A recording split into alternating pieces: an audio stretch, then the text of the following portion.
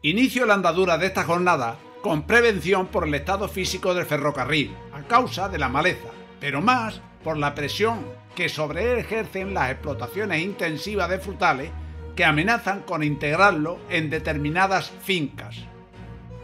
Antes de cruzar a pies descalzos el arroyo del Prado, me percato que aquí quedó atrapado en hormigón el único trozo de raíz que queda en toda la vía recorrida hasta ahora.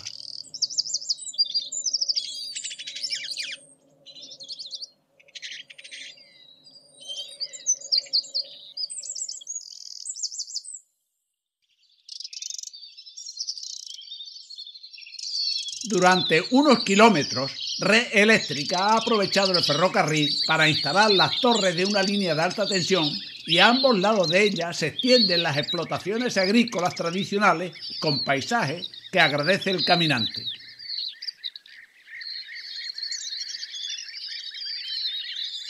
En la siguiente recta me encuentro con una nueva caseta de vías que me hace pensar en la soledad de las personas que aquí habitaron y con los precarios medios que lo hicieron.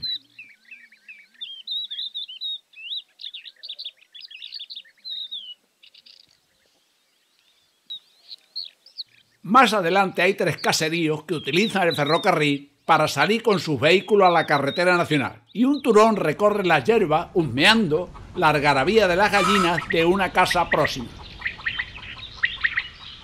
Cubierta por la maleza, descubro la garita del guardaagujas donde entroncaba la vía de Renfe con el ferrocarril minero, formando otra de triple carril que hacía compatible el ancho de ambas vías con el fin de llevar la pirita de Cecorrales al polo químico de Huelva. Donde el ferrocarril pasa por debajo de la vía verde de Gibraleón a Ayamonte, subo a echarle un vistazo al antiguo apeadero de la mezquita, cuyos reflejos rojizos me encandilan, y pienso en la oportunidad que se pierde con no enlazar esta vía verde con el antiguo ferrocarril que recorro, uniendo de nuevo la costa con el Andévalo, esta vez para uso de servicios comunes y facilitar tanto el deporte como la vida al aire libre. Ya en la Nacional 431 celebro que la vivienda y garita del guardaagujas del conocido kilómetro 36 del ferrocarril minero alguien las use y las mantenga. Es curioso que el quitamiedo de la carretera es practicable mediante bisagras y candados, quizá para dar paso a los vehículos de un garaje de hojalata anexo a las instalaciones. Unos centenares de metros más adelante, la línea de alta tensión se desvía a la izquierda del ferrocarril y el estado y entorno de este cambia en 3 aspectos. La masa forestal y sotobosque hace intransitable la vía durante la mayor parte del trayecto, cuyo paso necesita de uso constante de machete. La población diseminada de los alrededores es considerable y seguramente no cuenta con recogida de basura, por lo que la vía se utiliza de basurero y, por último, se utiliza el material de la vía para reparaciones de camino que los lugareños han aprovechado para sembrar de zanjas y obstáculos de paso un trayecto de unos 8 kilómetros, que culmina con la anexión del ferrocarril mediante vallas reforzadas a una finca a la altura de la Calvilla Baja.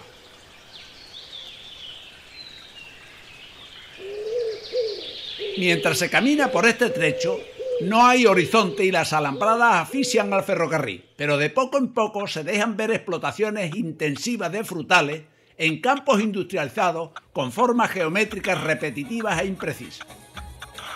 Son abundantes los caseríos y casetas prefabricadas de temporeros, donde es una constante la música árabe y las placas de empresas de vigilancia y seguridad aparecen por todas partes, junto con las fotos de los perros que te atacarán si osas entrar en la finca. Pero lo peor es que en algunos casos están sueltos y hay que gestionar situaciones de riesgo sin la presencia de sus dueños. Es un hecho que la gente del campo siente miedo. Y si alguien va caminando por las inmediaciones, es un intruso, más si lleva una cámara en sus manos. Sé de su recelo y solo dejo constancia de la situación del ferrocarril para evitar problemas. Por ascendencia no pienso de la gente del campo como Machado, la mala gente del campo, sino que estoy más cerca de Delibes, quien decía que si a la gente del campo se le deja hacer, hace. Patrimonio a costa de los demás.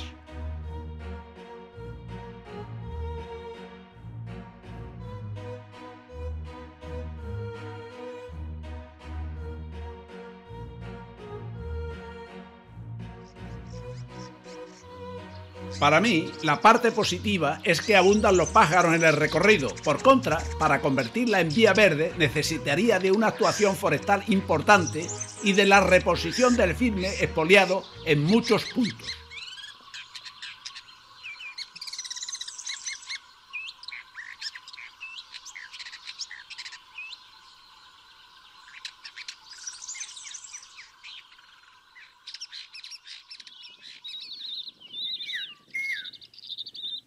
A 1 kilómetro antes de llegar a la carretera A495, las explotaciones dejan de ahogar al antiguo ferrocarril y me alegro de oír el ruido del tráfico, por lo que significa de dejar atrás los encontronazos con zarzas y malezas.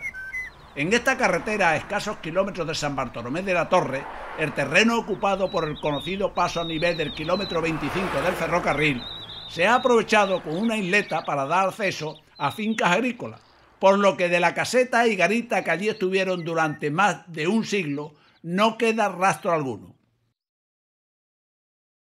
Si bien el de hoy es uno de los trayectos más largos de los planificados, tiene la ventaja fundamental de ser un recorrido abierto entre dehesas y torrentes, con presencia de caminantes y deportistas en el recorrido.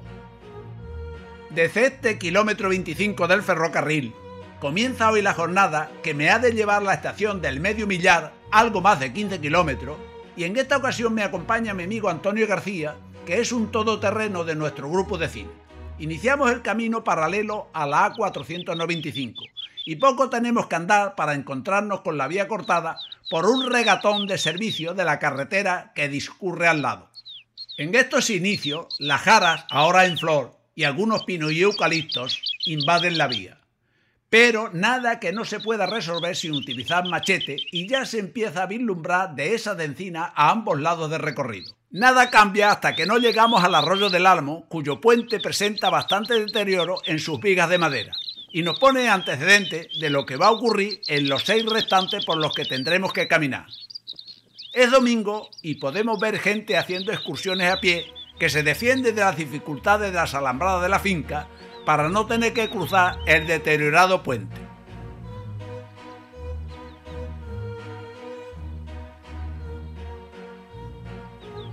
Llegando a la estación de San Bartolomé, aparece ante mis ojos la vía dotada de raíles, y ese hecho me alegra aunque no sepa la causa. Los edificios son apenas paredones esperando caer a tierra.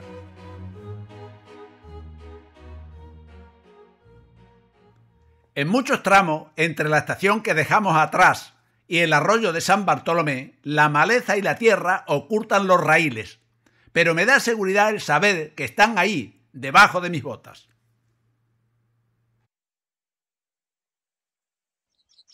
El puente en el arroyo de San Bartolomé impresiona por su altura. Lo cruzamos y como es hora de reponer fuerza, bajamos a su cauce, aun sabiendo que un poco más arriba está una depuradora de aguas fecales y que su corriente va al embalse de Sancho junto con las aguas de sulfuros pesados de la ribera de Meca. Su corriente es gris, pero no huele, y hasta allí baja un circuito de ciclocross concurrido hoy que va bordeando el ferrocarril por lugares inverosímiles y de gran riesgo durante todo nuestro recorrido. Dejamos el arroyo detrás y observo que no todas las casetas de vía estaban pegadas a esta y que aún quedan señales y postes que resisten el paso del tiempo, donde se ve la impronta inglesa de una época. Y así llegamos al puente del arroyo de las Multas, que salva un desnivel menor con un cauce sin agua. A partir de aquí se empieza a observar en el trazado de la vía una rampa suave. Corto es el trayecto que tenemos que caminar para ir paralelo a la ribera de Meca, que me recuerda a Río Tinto y tantas riberas y arroyos de aguas cargadas de sulfuro de la zona en que me crié. En todo el trayecto es presente la vereda mínima del circuito de ciclocross, hoy muy hollada por los deportistas. Aunque parece que el ferrocarril quiere evitar enfrentarse con la Ribera de Meca, al final la cruza con un puente largo.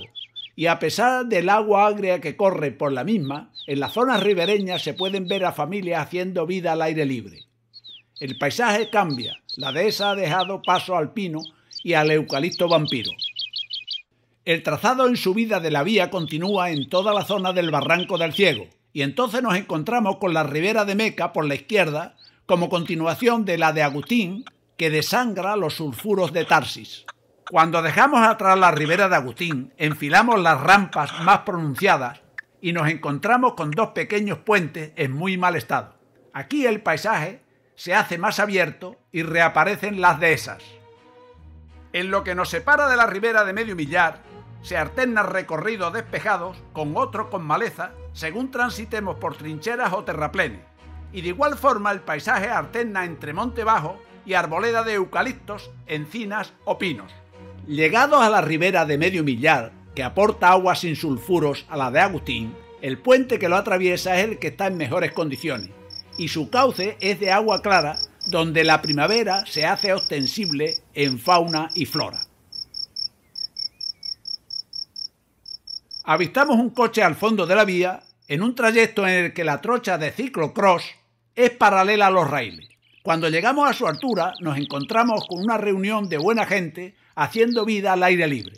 Y lo de hacer vida tiene en estos momentos todo su sentido por la pandemia. Se dejan fotografiar dando muestras de desparpajo y simpatía.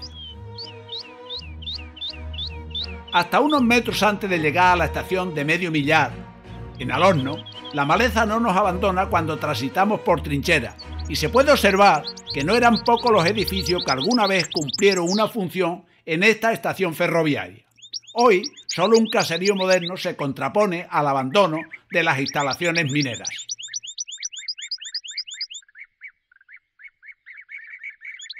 La cercanía entre Alorno y Tarsis hace que hoy caminen más mis recuerdos que mis pies, donde quedan huecos para los sueños de aquel niño que viajara por este ferrocarril en 1955 y que cada vez siento más cerca. Las jaras siguen conquistando la vía cuando la ocasión les es propicia, ya que el Andévalo es su imperio. Dos poderosos eucaliptos rostrata alfombran el suelo de hojas secas y me dicen de la proximidad de una vivienda en otro tiempo. Cuando dejo detrás la estación de Alorno, la vía inicia un descenso manifiesto y observo que alguien necesitó raíles y echó mano de soplete para llevárselo. Los veranos tórridos y la falta de sujeción de las traviesas podridas han hecho que en bastantes casos los raíles hayan perdido su paralelismo. Alrededor de la vía, de las que se han ido retirando traviesas para el fuego, aprovechando los terraplenes, los campos que fueron de sementeras y de ganadería extensiva sostienen de mala gana eucaliptos glóbulos atenazados de monte bajo. Estar de nuevo entre dehesas y torcaces me alivian el ánimo, pero me encuentro que una alambrada corta la vía y tengo que pensar que aún hay propietarios de terruños con nostalgia de terratenientes invasivos que no se quieren enterar de que es tiempo de hacer compatibles los derechos de todos y que a él no le asiste ninguno para cortar la vía. En este trayecto hay dos puentes sobre arroyos cuyas charcas son paraísos de primavera para las ranas. Sobre las vigas de hierro recalentadas por el sol recarga energía una culebra bastarda que se pone mohina cuando me tiene que permitir el paso. Sigue la vía cizagueando para gestionar una de las mayores rampas de su recorrido. La bajada termina en un arroyo donde al lado hay una explotación ganadera de cerdos. No los veo, pero se huelen a leguas. Temo por los purines, pero el agua de la charca está clara y las ranas dan su concierto matutino. Bien por este propietario responsable. Desde un poco más adelante se vislumbra ya el empalme y se precipitan los recuerdos de cuando fui un polizón en una locomotora de carbón, porque el peligro de que me descubriera empezaba en esta estación. Decido descansar y observo lo que queda de la plataforma donde le daban la vuelta a las locomotoras, que fue lo poco que vi por una rendija. Pero todos los ruidos de entonces permanecen en mí frente al silencio absoluto de ahora.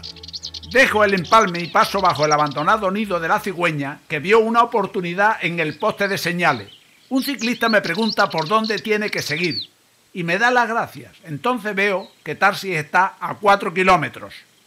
Ahora la rampa de subida es manifiesta y reconozco el paisaje de haberlo visto en vídeos del ferrocarril en otro tiempo.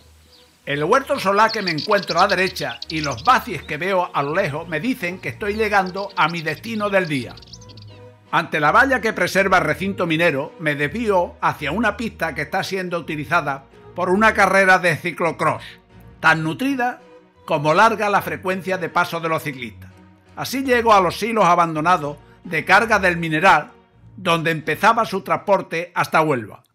En otras ocasiones he visto sondeos en el filón norte sin resultados prácticos.